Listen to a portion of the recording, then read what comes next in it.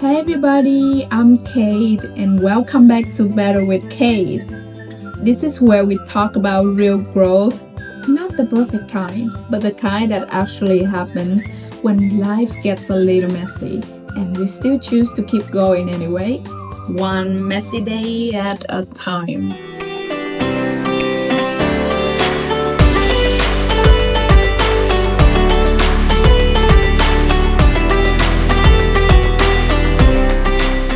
Last time, I shared a story about healing through reconnection, of how one brave letter helped repair a relationship I thought was lost.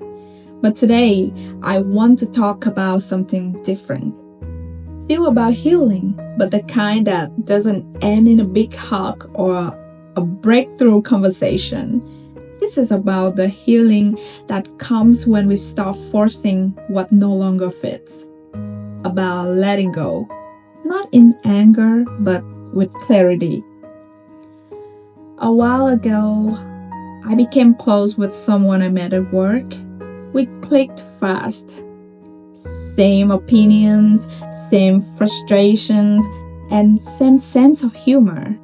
She made long days feel shorter, and I genuinely value that connection. But after she left the job, something shifted, and I remember feeling it right away, not in a big dramatic way. It's just a quiet sense of distance.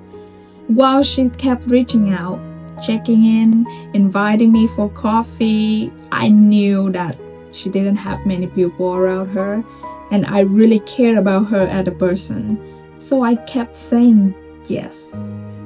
But slowly, I began noticing something I didn't want to admit.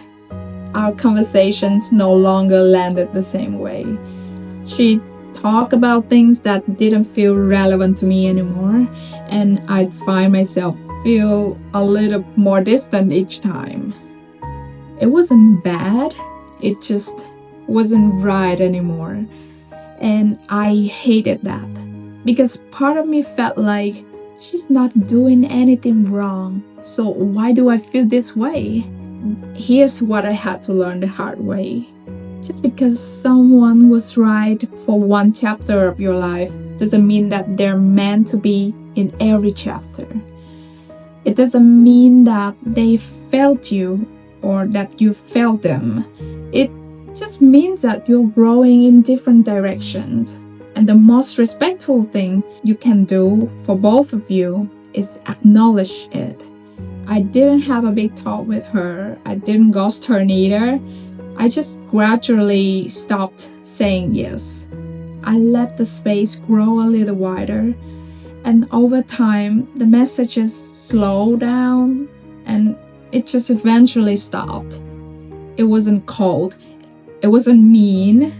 It was just honest. We had outgrown each other, and for once, I didn't make myself feel guilty about that. You know what surprised me? The peace I felt when I stopped forcing it.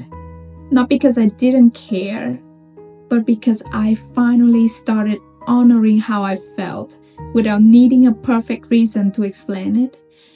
I saw her later on social media. She looked happier. She had new people in her life, and so did I. I realized that the friendship had served its purpose, just not forever. So, guys, letting go isn't failure. It's growth. It's maturity. It's recognizing when a relationship no longer feels mutual. And instead of clinging to what it used to be, you created space for what it could become, even if that means apart. If something feels off in a relationship, you don't need drama. You don't need to turn it into a story of who's right and who's wrong. You just need to listen to your energy and trust that peace is a valid reason too. So, here's a question for you. If there's someone in your life you care about, but lately being around them feels just more like a habit than a joy? If so, it doesn't mean you need to cut them off, but maybe, just maybe, it's time to loosen your grip, to let the relationship shift or even fade naturally. That's not giving up, that's you growing up. If this resonated with you, if you've ever felt confused about why some friendships fade, I hope this gave you some clarity or at least some peace. Because life doesn't always stay the same, and that's okay. But we can keep getting better, more honest, more aligned, and more free with Kate. Thank you for being here, and I'll see you in the next one. Love you. Bye.